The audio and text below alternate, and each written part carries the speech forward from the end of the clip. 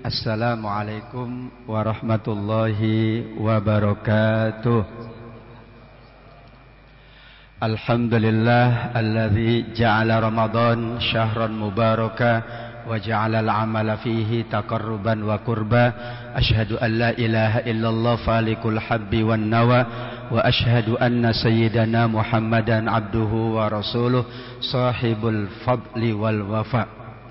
Mari kita awali dengan doa optimisme kita. Ya Allah, Engkau anugerahkan kesehatan kepada kami sehingga kami bisa beribadah Ramadan dengan sebaik-baiknya.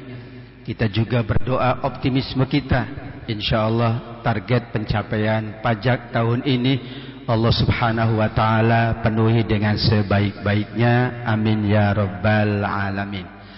Saya ingin menyapa terlebih dahulu para pengurus DKM Masjid Salahuddin, khususnya Bapak Imam Arifin.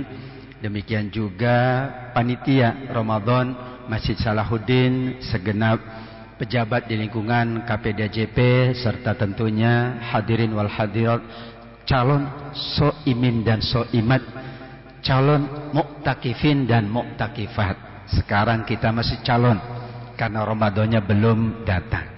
Mudah-mudahan dengan tarhib Ramadan pada siang hari ini, Ramadan kita semakin optimal, optimisme kita semakin meninggi, ketangguhan kita semakin membaik. Amin ya rabbal alamin. Saya awali dari firman Allah subhanahu wa ta'ala. Saya diminta menyampaikan ayat, tetapi perspektifnya adalah dua hal tadi, optimisme dan ketangguhan.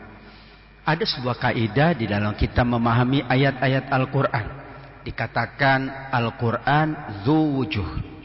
Al-Quran itu teksnya adalah dapat kita fahami dari berbagai sudut pandang atau perspektif.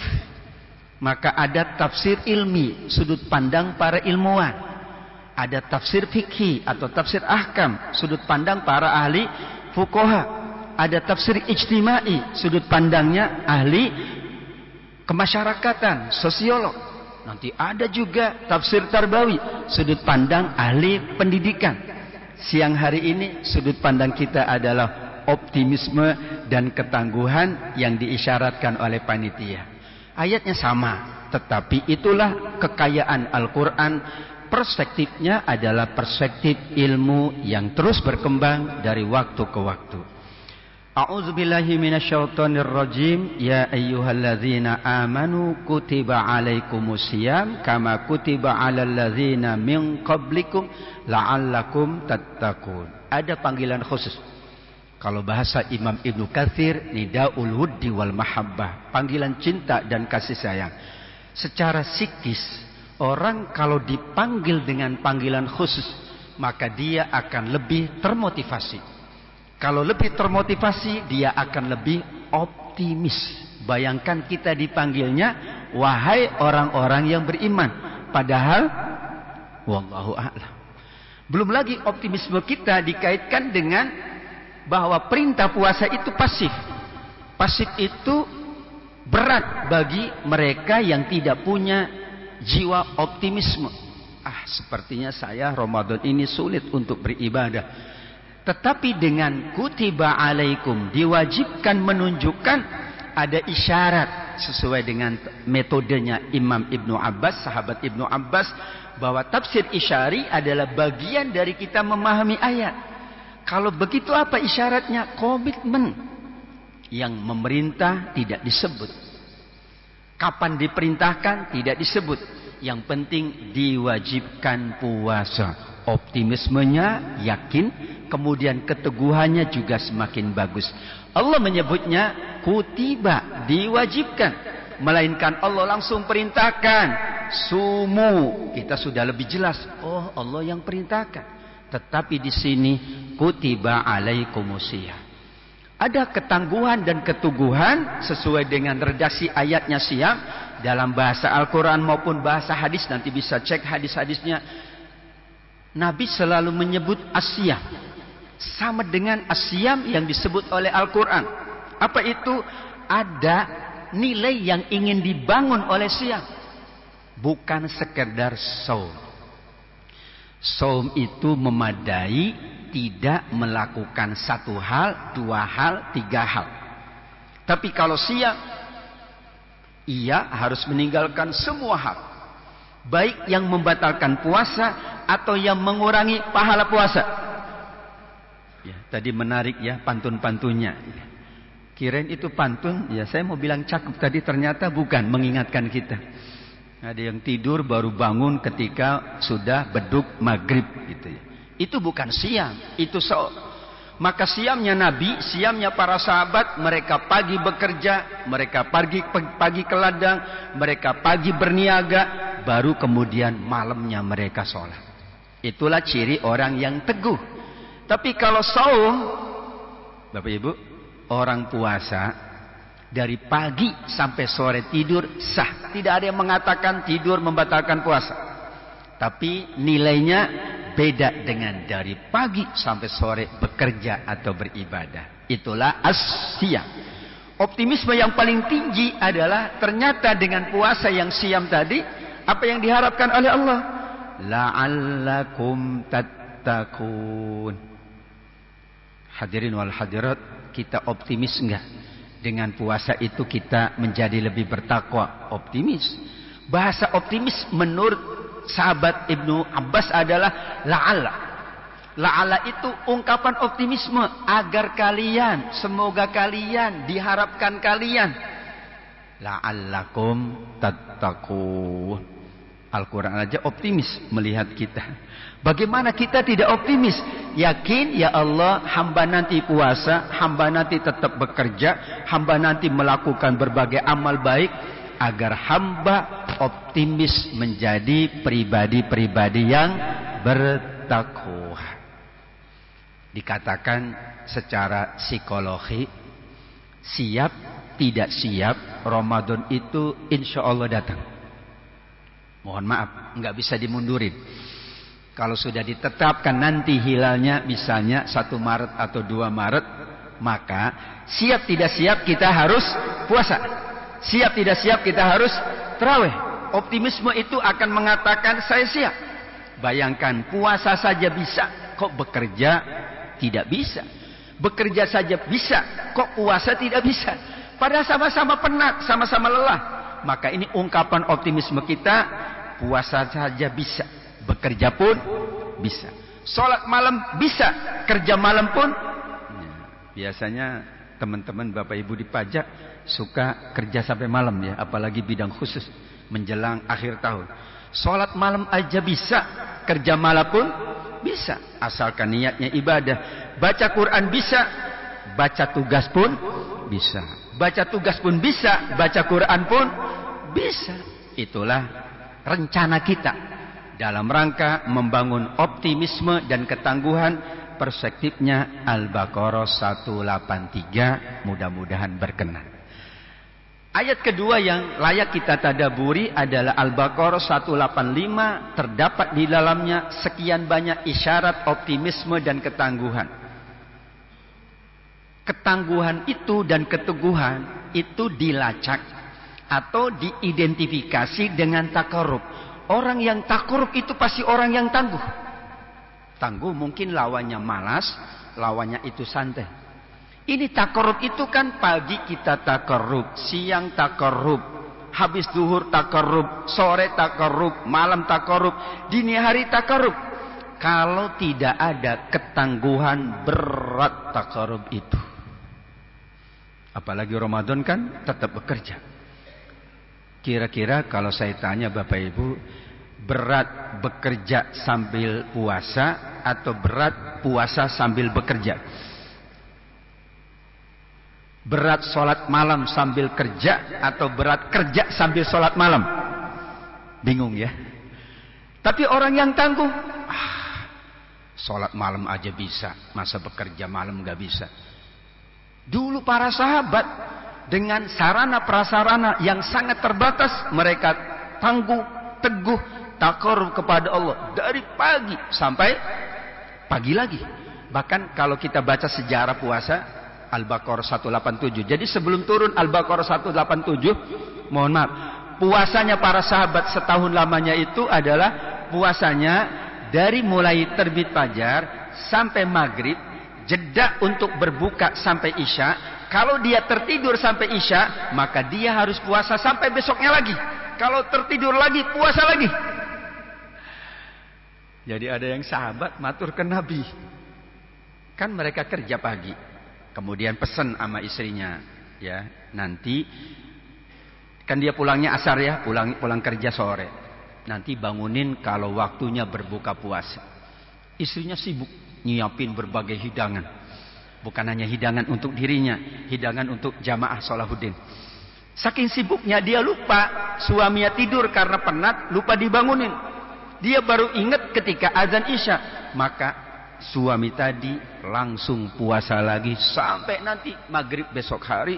Dan dia hampir pingsan. Mengadu kepada Rasul Sallallahu Alaihi Wasallam. Diturunkanlah uhilla lakum lailatas siyam.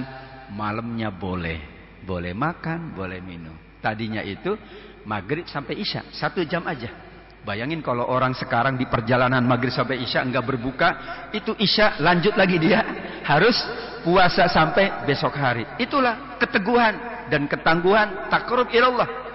Kalau taqarrub itu tidak melihat kesibukan, taqarrub itu tidak melihat rasa sakit, penat dan lelah, taqarrub itu dijalankannya tanpa melihat apapun. Itulah jiwa taqarrub seseorang kita yang kita yakini fa inni qarib. Bapak Ibu, sulit menjadi pribadi yang qarib dengan Allah. Sulit. Jujur, kalau tidak ada Ramadan, mungkin kita qaribnya sama apa? Dekatnya sama yang lain. Tapi Ramadan ini Allah janjikan aku dekat. Tinggal kita mendekat atau tidak. Dan Allah dekat mengabulkan doa. Ini optimisme. Bahkan optimis kita sangat tinggi. Doa-doa kita dikabulkan. Saya baca bukunya Imam An-Nawawi, yaitu Al-Muhadzab. Beliau tawarkan kepada kita, dan ini kita layak praktekkan. Kata beliau, perbanyaklah doa di bulan Ramadan untuk 4 hal. Yang pertama, doa untuk akhirat. Allahumma inni as'aluka ridhoka wal jannah. Allahumma innaka afuwun tuhibbul afwa. Itu doa akhirat. Allahumma gfirli rabbana zalamna anfusana. Yang kedua kata beliau, jangan lupa doa dunia, karena kita hidup di dunia. Nanti bisa baca kitab Al-Muhadzab karya Imam Nawawi, murid Imam Syafi'i. Kata beliau, doa dunia itu penting. Ya Allah, lancarkan urusanku. Ya Allah, capaikan target capaian pajak. Silakan. Itu doa dunia. Rizki yang halal, yang barokah, kesehatan yang paripurna. Nah, yang ketiga, yang lebih menarik lagi, saya tidak temukan di pendapat yang lain. Tapi kata beliau, jangan lupa doa hajat khusus. Sama enggak? Doa hajatnya yang khusus bapak-bapak sama ibu-ibu beda. Anak muda sama orang tua beda. Hajat khususnya beda. Yang udah nikah sama yang belum nikah beda. Beda. Ya. Kalau sama masalah itu nikahnya. Ya. Kalau yang belum nikah kan hajat khususnya, ya Allah, engkau dekatkan dengan calon suami atau istri yang soleh dan solehah. Kalau udah nikah beda lagi doanya. Kalau sama itu ada sesuatu. Lah, kita sebagai siapapun pasti punya hajat khusus kata beliau. Maka sayang kalau di bulan Ramadan, apalagi di malam-malam, kita tidak membaca doa khusus. Ya Allah, aku ingin tanah sebelah itu laku. Silakan doa. Itu namanya doa khusus. Karena kalau doa dibaca secara umum, kita kan segen. Dulu saya jadi ingat ini ya, waktu haji kemarin nih bersama para pimpinan di KPDJP ya, termasuk Bapak Dirjen Barakallahu Fi. Luar biasa itu. Ada yang pesen doa khusus. Karena doa khusus tidak boleh diketahui oleh istrinya. Ternyata istrinya juga pesen doa khusus yang tidak boleh diketahui oleh suaminya. Tuh, doa khusus. Kan kalau doa khusus segan diketahui orang. Oh, ternyata maunya ini gitu. Tapi tidak saya sebut. Tapi betul-betul doanya itu khusus. Kalau suami tahu, segan dia bilang. Kalau istrinya tahu, Segan, saya bingung bacanya. Saya sampaikan aja, Pak, Bu, kalau doa khusus saya yang baca, nanti saya yang dapat. Kalau doa khusus panjenengan, saya yang baca, nanti saya yang dapat. Silakan Bapak Ibu aja baca doa khusus. Baca doa khusus itu nggak usah bahasa Arab, nggak usah dari Quran, nggak usah dari hadis.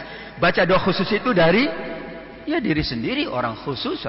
Itulah. Dan yang keempat kata beliau, lil muslimin wal muslimat. Optimislah, Allah Maha dekat.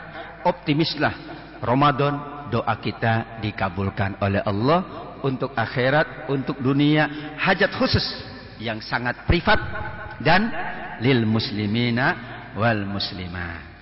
Kita masuk kepada tarhibnya, tapi nanti di ujungnya kita ingat kembali tentang Ramadan, optimisme dan ketangguhan. Yang pertama, kalau kita bicara soal persiapan apapun itu, maka tidak ada kata lain, kita merujuk Al-Anfal 60. Kalau bicara tentang bekal apapun, apalagi bekal ibadah, maka tidak ada kata lain. Ada ayat yang secara tersurat menyebutkan itu. Wa a'iddu lahum mastata'tum min quwwah wa tazawwadu fa inna khairaz zadi taqwa. Asal kita ikut kaidah ilmu Al-Quran yang disepakati oleh para ulama. Apa kaidahnya? Al-ibrah bi umumil lafzi la bi khusus sabab. Jadi saat kita memahami ayat Al-Quran, maka yang kita pahami adalah umumnya ayat, bukan khususnya ayat. Bisa jadi ayat itu ada sebabnya, bisa jadi ayat itu ada sejarahnya yang khusus. Tapi selalu dengan kaidah ini yang kita pahami, ayat itu umum.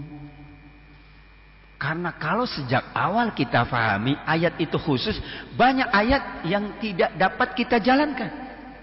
Mohon maaf. Ya ayyuhalladzina amanu, dulu itu khusus untuk para sahabat. Berarti kita nggak perlu puasa.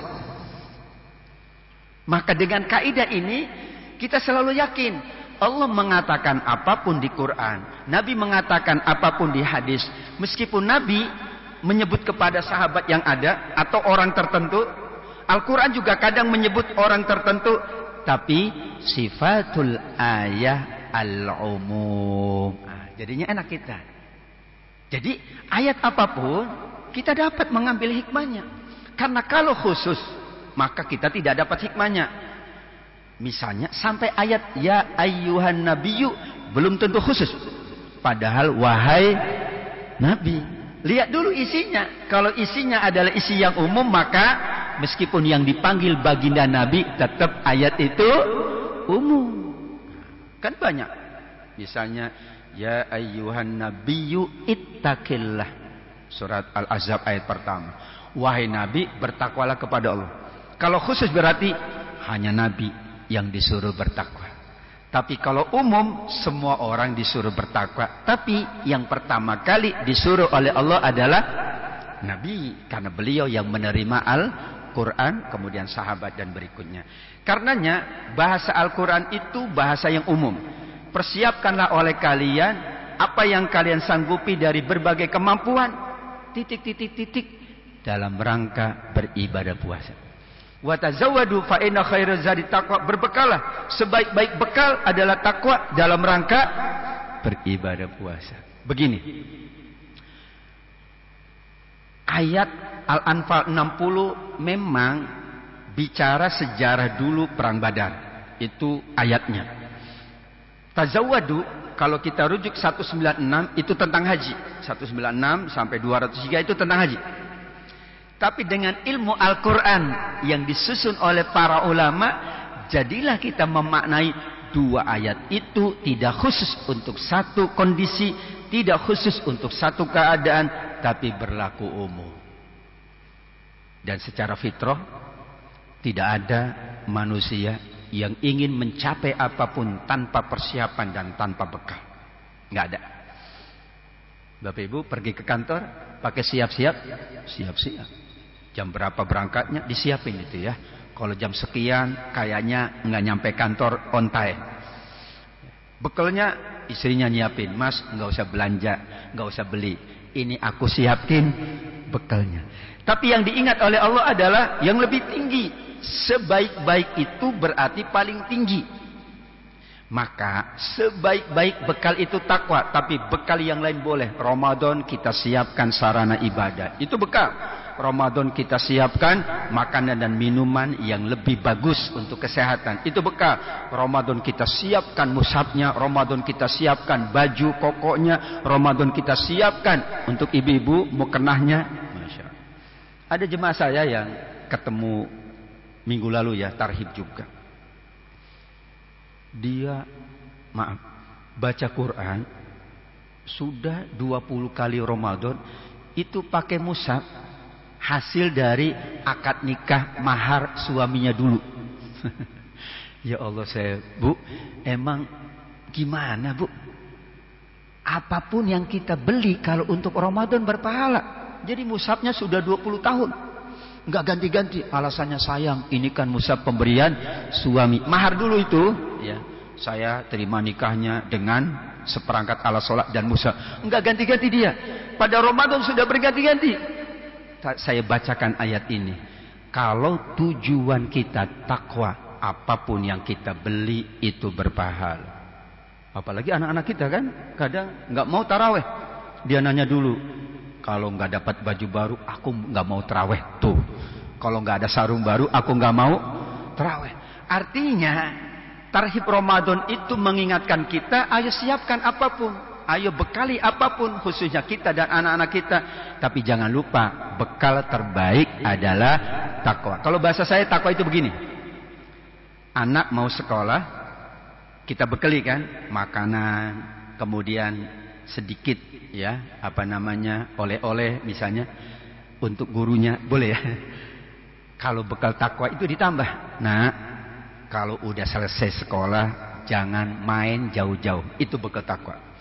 Kalau nanti sudah masuk waktu sholatlah nak, itu bekal takwa. Dan itu penting. Istri kepada suami, Pak, ini bekalnya makanan minuman, tapi pulang kantor langsung pulang ya. Tuh bekal takwa. Betul? Begitu enggak pesannya? Istri yang di atas pesannya begitu enggak? Jangan ngeluyuran kemana-mana. Aku khawatir ada orang lain yang titik-titik-titik. Itu bekal takwa. Anaknya kuliah di luar negeri, bekelin macam-macam, tapi bekal takwa. Nah, kamu berada di luar loh.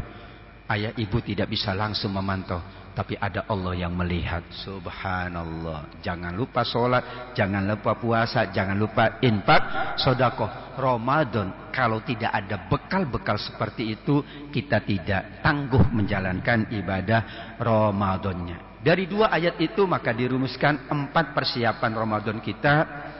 Persiapan hati paling utama, karena hati tempatnya iman dan motivasi. Kita amati ya. Orang itu beribadah karena sehat atau karena optimis dan semangat. Orang itu beribadah karena kaya atau karena enggak punya atau karena semangat. Banyak orang yang enggak mampu ibadahnya semangat, tapi banyak orang kaya ibadahnya semangat. Itulah yang diisyaratkan oleh hadis Imam Bukhari. Jadi sahabat-sahabat yang enggak mampu itu pernah datang kepada Nabi. Dan mereka mengatakan, zaba ahlud dusur bil ujur. Sahabat-sahabat kaya sudah borong pahala. Kita pernah begitu enggak? Ente borong pahala. Yang nyiapin dia, yang ngasih uang dia. Itu borong pahala. Kalau kami di masjid, borong pahala itu yang azan dia, yang imam dia, yang ceramah dia, MC dia, itu yang doa dia, itu borong pahala namanya. Makanya di sini nggak borong pahala ya, ada masing-masing tugasnya. Itu bahasanya para sahabat. Kenapa? Kata mereka, ternyata sahabat-sahabat kaya, teman-teman kami itu kaya, Utsman bin Affan, kaya Abdurrahman bin Auf, tapi sholatnya sehebat kami. Kirain kalau sudah kaya lupa sholat. Ternyata mereka puasanya lebih hebat dari kami. Jadi kami tidak bisa menandingi mereka. Dan mereka punya satu kelebihan. Wa yatasaddaqun bifuduli amwalihim. Mereka bisa bersedekah karena ada kelebihan harta. Itulah hati. Pangkalnya iman, pangkalnya motivasi. Kata Nabi, kalau hati baik, semuanya baik. Maka kita bersihkan diri sebelum Ramadan. Bukan hanya bersihkan rumahnya, bersihkan sarana ibadahnya, bersihkan hatinya. Kenapa? Nanti kita puasanya itu lahir batin. Maka nanti ada dimensi ilmu puasa itu. Dimensi ilmunya puasa itu fikih. Meninggalkan makan dan minum dan yang membatalkan puasa itu sah. Tapi ada dimensi yang kedua, namanya dimensi hati. Bisa jadi sah puasanya tapi nilainya kecil. Bisa jadi sah puasanya tapi pahalanya berkurang. Dan itu isyarat dari Nabi. Rubba sha'imin hazzuhu min siyami al-ju'al. Surgi sekali kata Nabi. Orang puasa tidak dapat apa-apa kecuali lapar. Puasa itu. Tapi itu puasa lahir. Dan mohon maaf, nanti kita lebarannya kan mohon maaf lahir dan bukan mohon maaf lahir aja. Jadi puasanya jangan lahir aja. Puasa tapi tidur dari pagi sampai sore. Itu tidak puasa batin. Nanti kita bahas, ada pendapat Imam Nawawi dalam kitab Al-Ihya, 3 golongan orang puasa. Puasa meninggalkan makan dan minum, dan yang membatalkan puasa, puasa awam, lahir saja. Puasa kedua meninggalkan makan dan minum dan yang membatalkan puasa serta yang mengurangi pahala puasa. Itu kata yang kedua, al-khawas. Nah, yang ketiga ini yang paling agung. Meninggalkan yang membatalkan, meninggalkan yang mengurangi dan menambah amal-amal sunnah. Maka orang optimis amal sunnahnya nambah. Orang yang tangguh amal sunnahnya nambah. Puasa kita tidak hanya sholat yang 5 waktu, kita tambah sholat taraweh, sholat witir. Ngajinya yang dahulu begini, Ramadan kita tingkatkan. Infak sodahnya kita tingkatkan. Kenapa? Itulah kesiapan hati dan kesiapan ilmu. Tadi kesiapan doa sudah disampaikan. Doa itu segala-galanya. Kalau kita baca riwayat dari Al-Mu'alla bin Fadl, sahabat Nabi. Kata beliau, kanu yad'una Allah Ta'ala sittata asyurin qabla Ramadan. Jadi ternyata Bapak Ibu, kita masih kalah tangguh, kita masih kalah optimis. Jadi sahabat itu 6 bulan sebelum datang Ramadan sudah doa minta ketemu.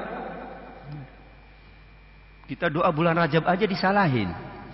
Ya, Allahumma barik lana fi Rajab wa Sya'ban wa balikna Ramadan. Itu disalahin, padahal doa yang bagus. Supaya kita ingat kita udah Rajab, mau Ramadan. Berarti kalau kita ikut bahasa kita, dulu para sahabat itu Allahumma barik lana fi Safar, Allahumma barik lana fi Rabiul Awal, Allahumma barik lana fi Rabiul Akhir, Allahumma barik lana fi Jumadal Awal, fi Jumadal Akhir, fi Rajab wa Sya'ban wa balikna. Tuh kira-kira begitu. Dan itu sahabat yang mengatakan itu. Optimisnya tinggi. Padahal mereka keadaannya nggak tahu kan, 6 bulan bagaimana nggak tahu. Tapi dengan doa kita jadi optimis. 6 bulan ya Allah, Engkau panjangkan umur. Optimis. 6 bulan ya Allah, Engkau gimana? Naikkan gajiku. Optimis. 6 bulan ya Allah, capaianku lebih meningkat. Optimis. 6 bulan nanti baca kitabnya Lataif Al-Ma'arif karya Imam Ibnu Rajab Al-Hambali. Banyak riwayat tentang sahabat. Gimana mereka berdoa? 6 bulan sebelum Ramadan berdoa, optimis. 6 bulan setelah Ramadan berdoa lagi supaya amal-amal ibadah Ramadan diterima. Terakhir, sarana prasarana tidak mungkin diabaikan. Kesehatan fisik, kecukupan harta, kondusivitas lingkungan. Ya, dulu waktu kecil saya suka taraweh itu tarling. Ada yang paham tarling? Taraweh keliling. Padahal tarling kalau di kampung saya itu ya nyanyian khusus itu tarling. Saya orang Cirebon, ya Indramayu tarling gitu ya. Nanggap tarling dulu. Kenapa kami tarawih keliling? Lihat sarana prasarananya. Kalau makanannya banyak habis tarawih, itu favorit. Karena kan ada masjid macam-macam di kampung ya. Ada yang makanannya lengkap, ada yang makanannya kurang lengkap. Kami keliling itu absen. Masjid A makanannya, Masjid B makanannya. Jadi semua anak-anak ke situ. Subhanallah. Itu waktu kecil.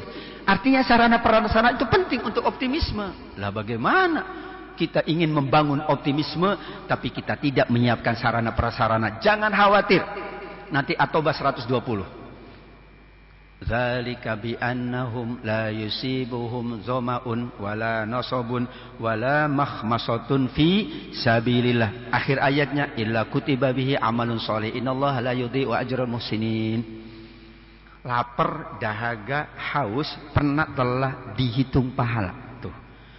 Maka sarana prasarana hukumnya sama dengan ibadahnya. Kalau orang mau puasa, tidak bisa puasa karena tidak ada hidangan berbuka, maka hukum hidangan berbuka itu sama dengan hukum, itu kaidah. Kaidahnya al-wasailah ahkamul maqasid, bisa kita rujuk Imam Asy-Syatibi. Luar biasa para ulama menyusun agar kita optimis, tapi kita yakin. Namun juga kita mempersiapkan diri, mempersiapkan sarana prasarananya. Itulah kenapa ada 4 persiapan kita di Ramadan. Saya yakin Bapak Ibu sudah sangat siap. Hatinya sudah sangat siap, pengen segera Ramadan. Malah ada yang nanya lulu, Ustaz, kok Ramadan lama banget? Wah, itu siap banget dia. Ternyata kalau Ramadan apa enaknya? Berangkat kantornya kan mundur dikit, pulangnya kan lebih cepat. Nah, itu kira-kira ya. Tapi di Ramadan tuh ada program favorit itu. Semua kantor mengadakan program favorit. Saya paling suka. Yaitu program apa? Buka bersama, favorit. Saya kalau diundang ceramah buka bersama paling suka. Diundangnya kan 16.00. Itu datangnya 17.30. Saya senang karena tinggal 15 menit. Kenapa Ustaz? Kan undangannya buka bersama. Jam 16 kan nggak boleh buka. Betul juga ya. 16 nggak boleh buka. Batal. Bukanya kan nanti Ustaz. 15 menit menjelang berbuka puasa. Baru kami siap-siap berbuka puasa. Yang terakhir Bapak Ibu. Ini waktunya sudah 13 lebih. Mohon maaf kepada panitia dan para pengurus. Yang akan meningkatkan motivasi kita dan semangat kita serta tangguh kita dalam menjalankan ibadah Ramadan secara fitrah. Kalau kita semakin yakin dengan kekhususan Ramadan, bayangkan yang wajib dilipat gandakan pahalanya. Kalau yakin, optimis, semangat kita. Yang sunnah dihitung pahala wajib. Pintu surga dibuka, pintu neraka ditutup. Allah khususkan puasa sebulan hanya Ramadan. Setelah Ramadan tidak ada lagi puasa yang wajib. Allah perkenan turunkan Al-Quran di bulan Ramadan. Berarti ada kekhususan. Lailatul Qadar Allah hanya turunkan di salah satu malam dari malam-malam Ramadan kita. Berarti itu adalah kekhususan. Doa lebih terkabul bagi orang yang berpuasa. Karena orang puasa dekat dengan Allah. Allahnya amat sangat dekat dengan hambanya. Kurang apa kira-kira kekhususan Ramadan untuk meningkatkan motivasi kita? Masya Allah. Ya. Kurang apa dengan Ramadan ini? Fasilitas Ramadan Allah siapkan. Bahkan setan aja dibelenggu. Tinggal nafsu yang kita sendiri yang belenggunya. Kalau setan itu eksternal. Ini yang internal itu artinya hawa nafsu. Itu urusan sendiri ya. Urusan sendiri itu. Kalau urusan eksternal Allah sudah yakinkan setan dibelenggu.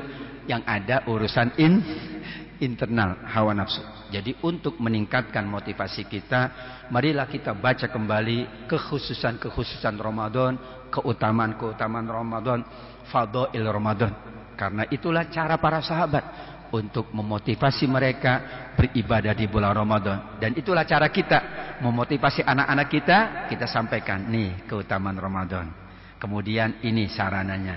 Kalau kamu selesai Ramadan, pol salatnya, full tarawihnya, full semuanya, maka ada baju baru, ada makanan yang lezat, dan ada anugerah pahala dari Allah Subhanahu wa Ta'ala.